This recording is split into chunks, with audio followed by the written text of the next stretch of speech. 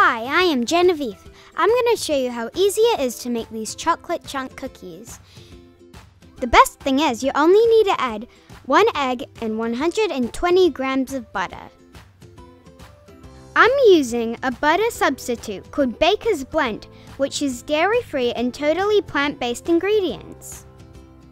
All you need is a big bowl for mixing. Don't worry if you don't have fancy smanchy equipment.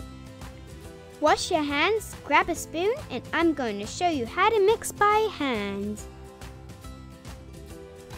Use your spoon to start mixing up the ingredients.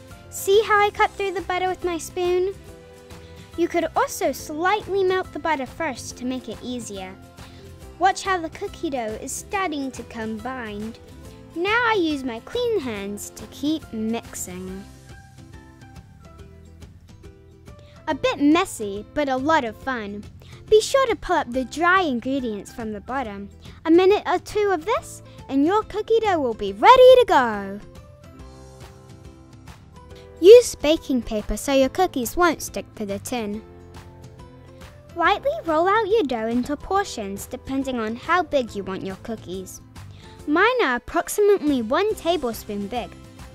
Make sure you leave enough space because they spread out as they bake. If you don't leave enough space, you'll end up with one massive cookie. Time to bake.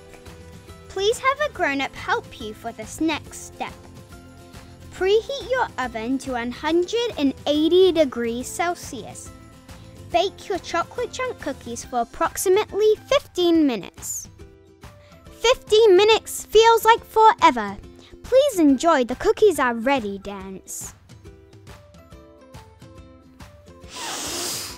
Oh, that's cookie heaven right there.